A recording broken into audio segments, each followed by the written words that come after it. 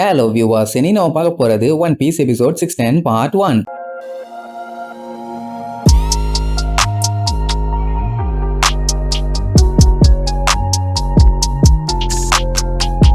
Open பண்ணா biscuit ரூம்ல இங்க நம்ம ஆளுங்க எல்லாத்தையுமே காட்டுறாங்க. அவங்க அந்த குழந்தைகளை தான் சமாளிக்கணும், அதுதான் பெரிய தலைவலின்னு பார்த்தா இப்போ புதுசா அந்த மோனட் வேற கிளப்பிட்டு வந்துட்டான். அவன் நார்மலா அட்டாக் பண்ணா பரவாயில்ல, ஸ்னோவெல்லாம் யூஸ் பண்ணி அந்த மோச்சா புள்ளைய கேண்டி எல்லாம் எங்கேயுமே தூக்கிட்டு போகாத மாதிரி வழி எல்லாம் பிளாக் பண்ணிட்டான். அந்த மோனட்டை இந்த மோச்சா பொண்ணு ரொம்ப ரொம்ப நல்லவேன்னு நினைச்சிட்டு இருந்தா. ஆனா கடைசியில அவளே கேண்டிஸை ஷேர் பண்ணி சாப்பிட்டுங்க, அதுதான் குட் ஹேபிட்னு சொன்ன உடனே அவளால நம்ப முடியல, என்ன இவ இப்படி சொல்றான்னு. முதல்ல நாங்க என்ன வெங்காயத்துக்கு இந்த கேண்டிஸை சாப்பிடணும், இதை சாப்பிட்டா கெட்டதுன்னு சொன்னா ஐயோ என்னம்மா இப்படி எல்லாம் பேசுற, இது தப்பாச்சேன்னு சொல்லுவா. உடனே எங்க நம்பி உசோப்பெல்லாம் கத்திட்டு இருப்பாங்க, எங்களுக்கு டைம் இல்ல, தேவையில்லாம குறுக்க வந்து கடுப்ப கிளப்பிட்டு இருக்காதுன்னு. உடனே அவளுக்கு காண்டாயிரும், எவ்வளவு தைரியம் இருந்தா என்ன பார்த்து நீங்க எல்லாம் இப்படி பேசுவீங்க, உங்க எல்லாத்த பத்தி எனக்கு நல்லாவே தெரியும், நீங்க தானே பயங்கர இன்ஃபேமஸான ஸ்டார் ஹேட்ஸ், உங்களை பத்தி எனக்கு நல்லாவே தெரியும்பா, ஆனா நம்மளுக்கு தான் இவன் யாருன்னே தெரியாதே. உடனே அவளே இன்ட்ரோடியூஸ் பண்ணிவா, நான் தான் மோனட், ஸ்னோ ஃப்ரூட்டை சாப்பிட்டவன், என்னால ஸ்னோவை உருவாக்க முடியும்னு பயங்கரமா காத்தடிச்சு விடுவா. எல்லாருமே குளிர் தாங்க முடியாம நடுங்கிட்டு இருப்பாங்க. நம்மளுக்கு எல்லாம் ஓகே, ஆனா அந்த குழந்தைங்க கொஞ்சம் படாத பாடு விடுவாங்க. உடனே ரோபின் ஒரு பிளான் பண்ணுவான், என்னன்னா அவன் இந்த குழந்தைங்க எல்லாத்தையுமே தடுக்கிறாளாமா. அந்த டைம்ல உசோக்கும் ப்ரூக்கும் போய் C prism stone hand cup ஒன்ன கண்டுபிடிக்கணும்.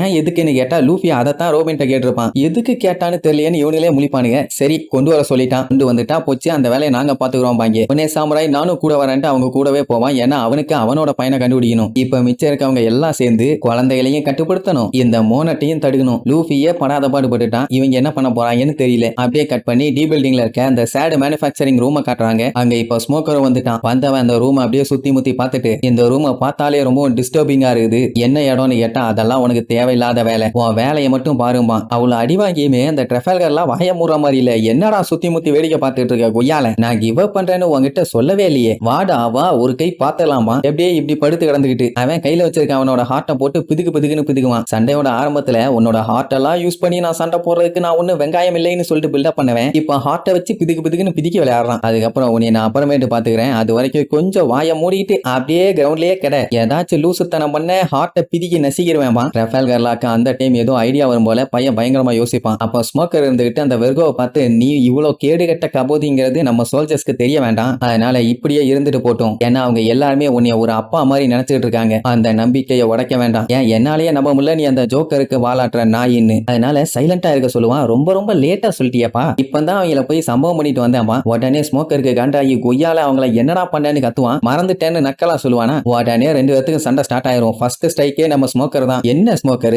ரொம்ப காண்டாகிற போல, அவனுங்க எல்லாம் நேவி ஆளுகளா இருக்கிறதுக்கு தகுதியே இல்லாதவனுங்க, அவனுங்களை நினைச்சியா நீ கவலைப்படுற, நான் தான் பேஸ் கமாண்டர், என்னோட சபார்டினேட்ஸுக்கு என்னென்னலாம் நல்லதோ அந்த நல்லதை நானே பார்த்து செய்வேன், அதைத்தான் செஞ்சிருக்கேன், அதனால என்ன பஞ்சாயத்து அப்படின்னு அவனை தள்ளி விட்டுட்டு, இன்னும் கொஞ்ச நேரத்துல நீயே சாக போற, ஏன்னா உனக்கு தான் என்னைய பத்தி நல்லா தெரிஞ்சு போச்சுன்னு சொல்லிட்டு இருக்கும் போதே பொசுக்குன்னு முன்னாடி வந்து அவன் கையில வச்சிருக்க அந்த மூங்கில் குச்சை ஊதுவான். உள்ளுக்குள்ள இருந்து புல்லட் மாதிரி வரும். நல்லவேளை ஜஸ்ட் மிஸ்ல எஸ்கேப், ஏன்னா பின்னாடி போய் அடிச்சு பயங்கரமா வெடிக்கும். அந்த டைம் ஸ்மோக்கர் பின்னாடி வந்து சட்டுன்னு அட்டாக் பண்ணா ஏதோ ரப்பர் மாதிரி வளைவான். அவன் அடிக்கும் போதெல்லாம் ஸ்மோக்கர் அப்படியே புகையா மாதிரி எஸ்கேப் ஆயிருவான். எப்படியே சண்டை மாத்தி மாத்தி நடக்கும். ஸ்மோக்கர் அவன் மூஞ்சில ஒரே குத்து தெரிச்சிருவான். அந்த மூதேவி எவ்வளவுதான் அடி வாங்கினாலும் திருப்பி திருப்பி எந்திரிச்சு வந்துடுறானே. சரி இந்த டைம் ஆச்சு எந்திரிச்சு வரமாட்டான்னு பார்த்தா மறுபடியும் எந்திரிச்சு தான் வருவான். ஸ்மோக்கருக்கு இப்ப என்ன காண்டுனா, அந்த வெர்கோக்கு அவனோட சோல்ஜர்ஸ் எல்லாத்தையுமே ரொம்ப நாளா தெரியும், இவன் தான் பேஸ் கமாண்டரும் கூட, அப்படி இருந்துமே அவங்க சாகட்டும்னு சொல்லி கோட்டை விட்டுட்டான். ஸ்மோக்கர்லாம் இப்பதான் அந்த பேஸ்ல இருந்து இங்க வந்திருக்கான். இவனுக்கே அவனோட ட்ரூப் மெம்பர்ஸ் மேல அவ்வளவு ரெஸ்பான்சிபிள் இருக்குன்னா அப்படின்னா வெர்கோக்கு எந்த அளவுக்கு இருந்திருக்கணும். தேவையில்லாம என்னோட ஆளுங்க மேல கைய வச்ச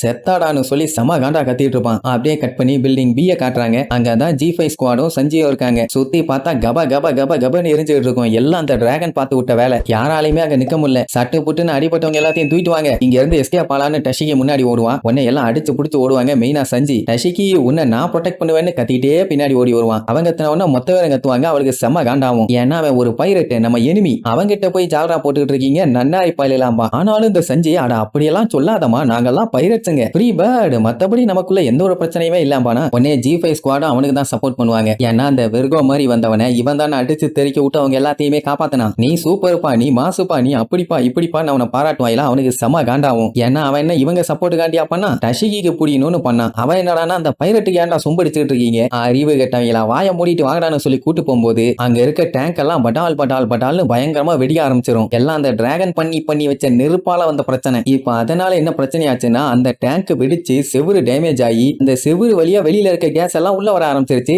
அப்படின்னா இவங்க இருக்கிற பி பில்டிங்குமே சேஃப் இல்ல. இப்படி ஒண்ணு வெடிச்சா பரவாயில்ல, ஒன்னொன்னா வெடிக்க ஆரம்பிக்குது. அப்படின்னா கேஸ் இன்னும் வேகமா உள்ள பரவ ஆரம்பிச்சிரும். இப்ப இந்த பில்டிங்ல இருந்து அடுத்த பில்டிங்க்கு ஓடணும். யாருக்கெல்லாம் சாக கூடாதோ அவங்க எல்லாம் தப்பிச்சு ஓடுங்கடான்னு சொல்லி கத்துவான். எல்லாம் உசுர கொடுத்து ஓடுவாங்க. பட் ஆனாலுமே நிறைய பேர் தலை தப்பிக்க முடியல. அப்படியே உறைஞ்சுக்கிட்டே வருவாங்க. ஓட முடியாத ஆளுங்க எல்லாத்தையும் செஞ்சு பட்டெக்ஸ்லயே மீச்சு பார்க்க விடுவான். அதுக்கப்புறம் டஷி கிட்ட நீ முன்னாடி போயிட்டு இருக்கவங்க எல்லாத்தையுமே லீட் பண்ணி கூட்டு போ, மத்தவங்க எல்லாத்தையும் பாத்துக்கிறேன்னு சொல்லிட்டு அவங்கள நோக்கி ஓடுவான். அவன் உடனே டே பிளாக் ஃபுட் நீ எங்கடா போற, தப்பிச்சு வாடான்னு சொன்னா அவன் கேட்க மாட்டான். ஏன்னா அவனுக்குமே மத்தவங்க எல்லாத்தையும் காப்பாத்தணும். உடனே அவளுக்கே ஆச்சரியம், என்ன நமக்காண்டி இவ்வளவு ஹெல்ப் பண்றானேன்னு. ரைட், இப்ப 2 பேருமே அங்க காப்பாத்த போய் மாட்டிட்டாங்கன்னா அது பெரிய பிரச்சனை ஆயிரும். அதனால டஷிக்கு எல்லாத்தையுமே கூட்டு போவா முன்னாடி. அப்படியே கட் பண்ணி ஆர் பில்டிங் செகண்ட் ஃப்ளோர்ல இருக்க சீக்ரெட் ரூம் காட்டுறாங்க. அங்கதான் அந்த சீசர் புகமாண்டி பையன் இருக்கான். கேமரால அந்த ஜிஃபை ஆளுங்க மாட்டினதை பார்த்துட்டு அட பாவிகளா, நான் தான் கேஸ் அனுப்பி எல்லாத்தையும் கொண்டுட்டு இருக்கேன்னு பார்த்தா நீங்களே உங்களுக்கு சூனிய வச்சுக்கிட்டீங்களா, ரொம்ப அருமை. ஆனா உங்களை அப்படியே விட்டா மட்டும் என்னோட எக்ஸ்பெரிமெண்ட் அங்கேயே முடியாது, சில சிறப்பு அம்சங்கள் பண்ணாதான் சரிப்பட்டு வரும்னு அவனுக்கு கீழே வேலை பார்க்கறானுங்களே மஞ்சமா காணுங்க. அவனுக்கு கிட்ட பில்டிங் சி அண்ட் டியோட கேட் எல்லாத்தையுமே மூட சொல்லுவான். அப்ப ஆர் பில்டிங் என்ன பண்ணணும்னு கேட்டா அதை மட்டும் ஓபன் பண்ணி விட்டுருணும்பா. என்னன்னா அவங்க எல்லாத்தையுமே ஒரே இடத்துல வச்சு லாக் பண்ண போறானாமா. உதாரணத்துக்கு இப்ப மூவ் பண்ணிட்டு இருக்க எல்லாருமே